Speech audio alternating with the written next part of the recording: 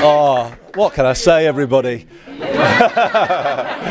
What can I say? Oh, with support like this, you can do anything, can't you, when you've got support like this? So thank you so much, everybody. Should we just give a massive shout out to St Jude's Amateur Rugby League Club? Thank you very much.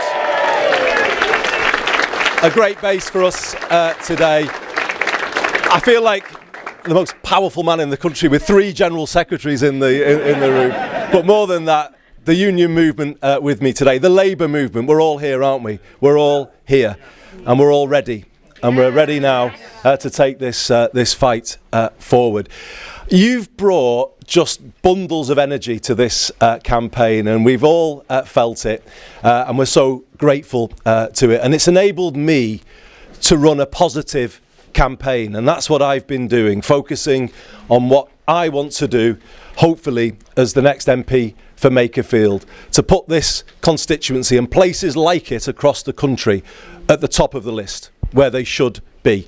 People here deserve more, and that's what we're going to do. They're going to get more. We're going to turn this constituency into the most powerful in the land, where the investment comes that should always have come. But that's what's at stake here, and that's what we're going to do. And it's because when I started this campaign, I stood in front of the people of this area and basically said, we've not been good enough. And it's true, we haven't been in the past. When I said that, it's allowed us to have a new conversation, to change the conversation in British politics. And didn't it need changing, everybody? It needed changing, didn't it? Because, you know, we've had an approach to politics in this country for 40 years that has built an economy that doesn't work for people and places like this. That's the fact of the matter. We've had a way of governing that has not given fairness to people in the communities of Makerfield. You know, you just look at the water industry if you want an example of this. You know, trickle-down economics didn't trickle down very much at all to people here. They've just paid an extra 23% on their water bills, but they're still looking outside through the window when it starts to rain because they've never had the investment in the flooding infrastructure to keep their homes safe. This is not trickle-down economics, it's siphon-out economics that we see in the water industry. It's an industry where the shareholders never lose and the public never win. And this is what we're trying to change in this campaign. Changing that story and giving the people of Makerfield the opportunity to write a new script for politics in this country, to open up these issues finally, and to get an economy that works for working people, that changes the approach that we've had. And I've heard from our union general secretaries an approach that hasn't backed British industry and British jobs when it comes to public procurement, where we've had a British state chasing the cheapest deal around the world, but not backing businesses and industry in places like this. They just let the jobs go from these communities all those years ago.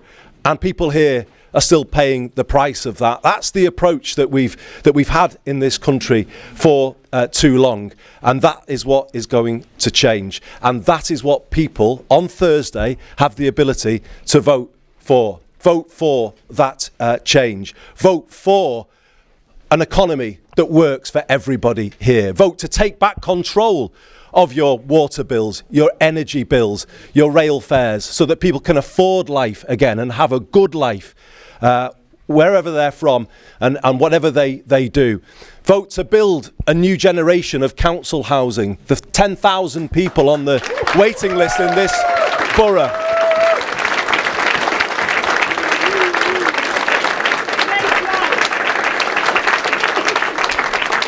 The 1.5 million people on waiting lists across the country are entitled to some hope, aren't they?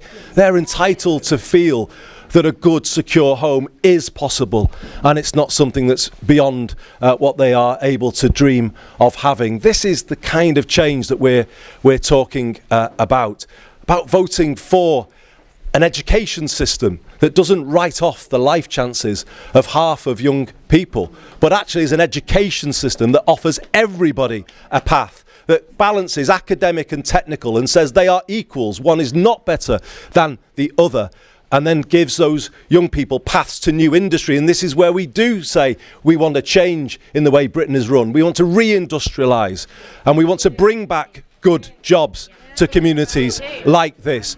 And can I say, good unionised jobs to communities like this.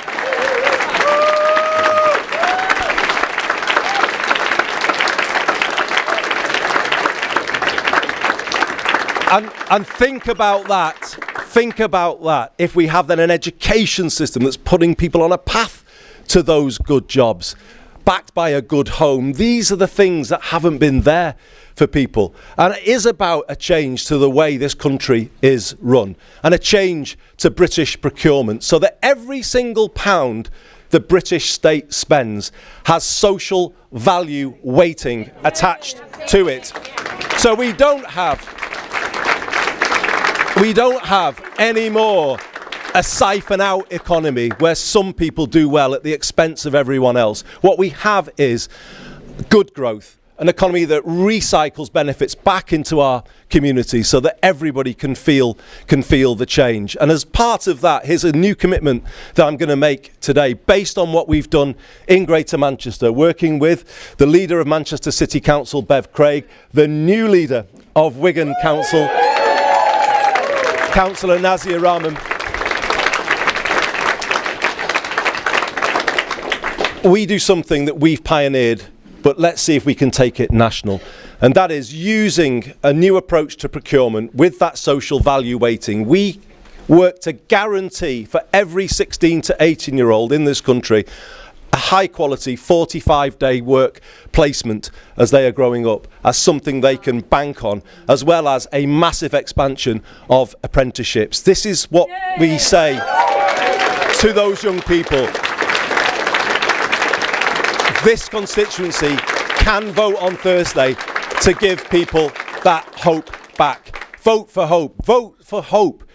Hope that you can have an affordable life again, where you can meet the costs of the basics, where you don't have to worry about those issues. Vote to have better life chances for your kids. Vote to have the security of a good home.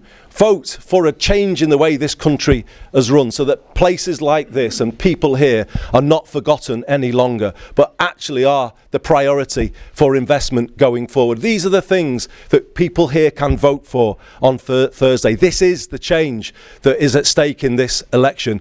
And if we just come right down to it, as we think about people who are making their final decision, does anyone here feel that we can just stay on the path that we're on as a country? It doesn't feel doable, does it? It doesn't feel that we're heading in the right direction. It doesn't feel like we're heading to better lives for people. Things are getting harder, and politics is getting more polarised. And the path we're on, if we are not careful, is a path towards the politics of the United States of America, a polarised, poisonous politics where people in communities don't work together anymore. Well, we stand for something different, don't we? We stand for people working together in their communities, in their regions, building hope, building a better life for everybody. That's what we stand for, and that's the path that Britain needs to take.